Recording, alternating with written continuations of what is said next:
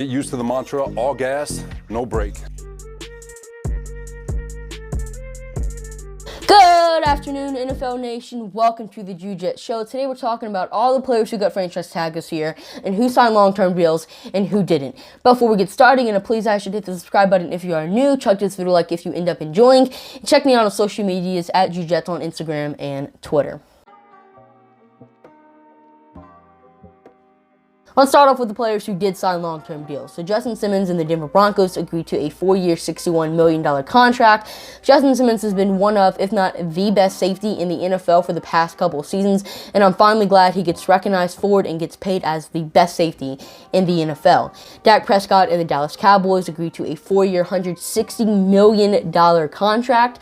Now, I would say Dak Prescott's a top 10 quarterback, but I wouldn't go as far to say he's a top 5 QB, not even a top 2 QB. I mean, the Cowboys with this deal are paying Dak Prescott as the second highest paid quarterback and player in the NFL right now, and I actually believe in NFL history.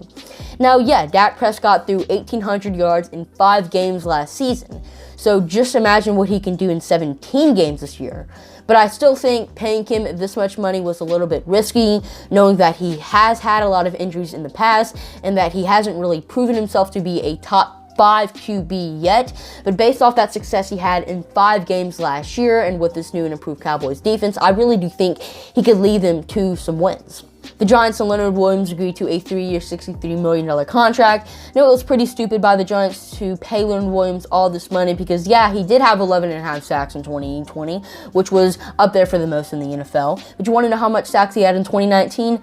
Half. He had half of a sack in 2019. Yeah, he's good in the run game, but he's been very inconsistent when it comes to sack numbers. So I think the Giants should have used the franchise tag as a 1-year deal and not a negotiating tool. Just see what he does this season, see if he can replicate his success, and if he does, you can sign him to a long-term deal in the 2022 offseason. So I think this is not a smart move by the Giants. And the Carolina Panthers and Taylor Moton, sorry if I mispronounced that, agreed to a 4-year, $72 million contract. Moton, just like Justin Simmons, has been one of the best tackles in the NFL for the past couple of seasons, and I'm finally glad he's getting recognized as one. Now let's get into the players who didn't sign long-term deals, starting off with the Jets' very own Marcus May. Now, I actually know why he didn't sign long-term with the Jets. It was because of money. Apparently, none of the contracts we offered May paid him the money he wanted. Not a lot of Jets fans were mad at Joe Douglas for being so cheap with Marcus May and mad at Joe Douglas for not breaking the bank on him. And yeah, he was cheap with May. Like, one of the first contracts he offered him would have paid him $8.5 million a year, which is below May's pay grade. But since we placed a $10.6 million franchise tag on him, you would have to assume we offered him more than that. And you can't be mad at Joe Douglas for not breaking the bank on Marcus May because he is a borderline top 10 safety who's about to turn 30 years old. Last season was probably the best we're ever going to get to see from Marcus May. The way I look at his career is like a roller coaster. Started off in 2017. And in 2018 and 19, he started climbing up. And then in 2020, he was at the top of the coaster. And when you're at the top of a coaster, you can only go one way, down. And that's how Marcus May's career is going to go. So if you were to pay him as a top 5 safety in the NFL, give him a long-term deal, he's most likely going to be worse than what he is now by the end of that deal. So smart by Joe Douglas to not sign Marcus May long-term with ridiculous amounts of money.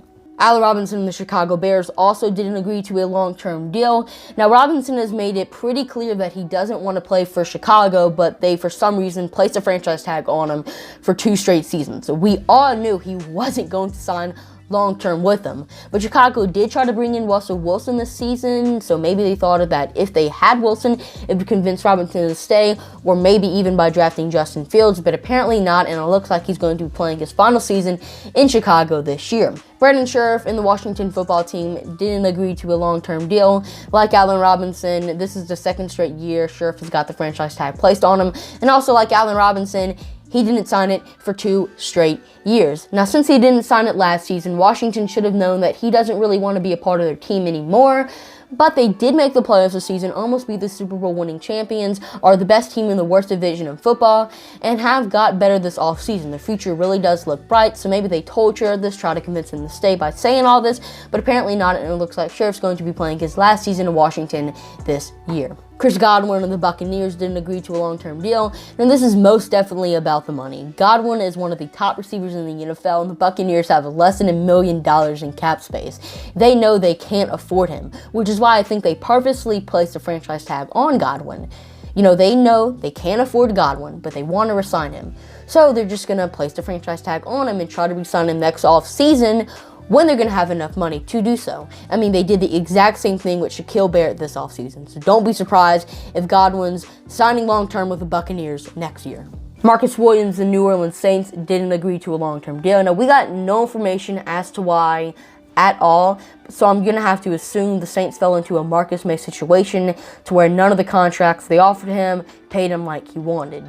And Cam Robinson and the Jacksonville Jaguars didn't agree to a long-term deal. No, actually, no idea who Robinson was, so I researched him, and it turns out he was the 34th overall pick back in 2017. And so far in his career, he's been up and down. Some games he's played really well, and some games he's played pretty bad. But this past season, he started to consistently play well, and instead of doing what the Giants did and just signing him long-term based off of a one-season success, they placed a franchise tag on him to use it as a one-year deal to see if he can consistently play well season in and season out. And if he does, expect the Jags to sign him long-term next off season. Well, that's all I got for you guys today. If you ended up enjoying it, let me know by hitting the subscribe and like button. Check me out on social medias, Jude_Jets on Instagram and Twitter, and comment down below your thoughts on today's video. And if for some reason the comments are turned off, just hit me up on my social medias. Well, I'm your host, Jude, signing off for now. See you later.